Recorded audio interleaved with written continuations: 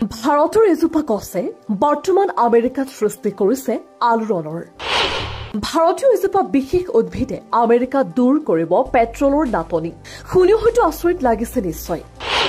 এয়া কেনেকৈ সম্ভৱ? ক্ৰমান্বয়ে কৃষকৰ পচন্দ হৈ পৰিছে এই বিশেষ গছজোপা। এই গছজোপা কোনো ধৰণৰ পোক পৰুৱাৰ নাই ভাবুকি। তেনেহলে এই বিশেষ উদ্ভিদবিধ কি বাৰু? ভাৰতত বন্য বুলি গণ্য কৰা এজোপা গছ এতিয়া আমেৰিকাৰ কৃষকৰ প্ৰিয় হৈ পৰিছে। কৃষকসকলে এতিয়া এই গছজোপা ব্যৱহাৰ কৰি তেল আৰু প্ৰটিন তৈয়াৰ কৰিছে। এই গছৰ পাত আৰু ফল পোক পৰুৱাইও নাখায়।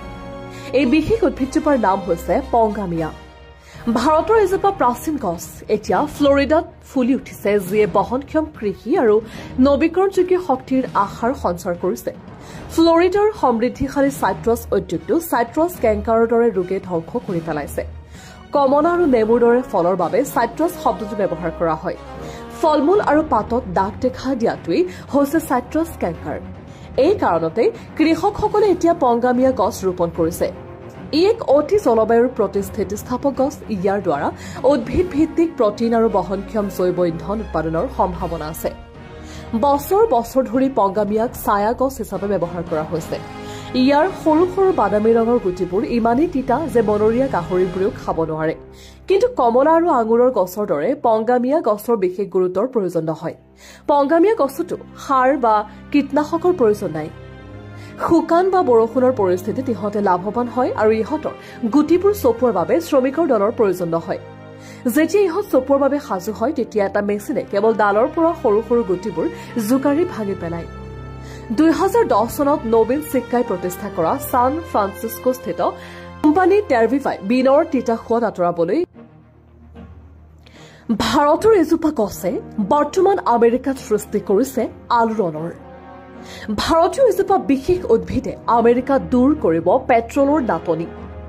শুনি হয়তো আচৰিত লাগিছে নিশ্চয়। এয়া কেনেকৈ সম্ভৱ? ক্ৰমান্বয়ে কৃষকৰ পচন্দ হৈ পৰিছে এই বিশেষ গছজোপা। এই গছজোপা কোনো ধৰণৰ পোক পৰুৱাৰ নাই ভাবুকি। তেনেহলে এই বিশেষ উদ্ভিদবিধ কি বাৰু?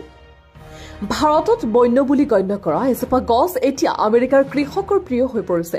দিনবোৰে জৈৱ ইন্ধন হিচাপে ব্যৱহাৰ কৰিব পৰা তেল উৎপন্ন কৰে, মূলতঃ বিমান পৰিবহণৰ বাবে, যিটো অতি কম কাৰ্বনযুক্ত।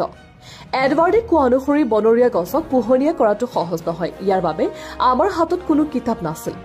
আন জীৱ যেনে মৌমাখিয়ে পংগামিয়া ফুল উপভোগ কৰে। লগতে তেওঁ কয় যে 1 একৰ গছে সম্ভাৱনাময়ভাৱে 4 একৰ সৰিয়হৰ সমান পৰিমাণৰ তেল উৎপাদন কৰিব পাৰে। পংগামিয়া বীনৰ পৰা তেল উলিওৱাৰ পিছত যিখিনি বাকী থাকে সেয়া হৈছে অতি উচ্চ গ্ৰেডৰ প্ৰটিন, যিটো বেকিং, স্মুডি আৰু সকলো উদ্ভিদ ভিত্তিক প্ৰটিনত ব্যৱহাৰ কৰিব পাৰি, যাৰ ফলত এই উদ্ভিদজোপাই আমেৰিকাত ব্যাপক আলোড়নৰ সৃষ্টি কৰিছে। News day.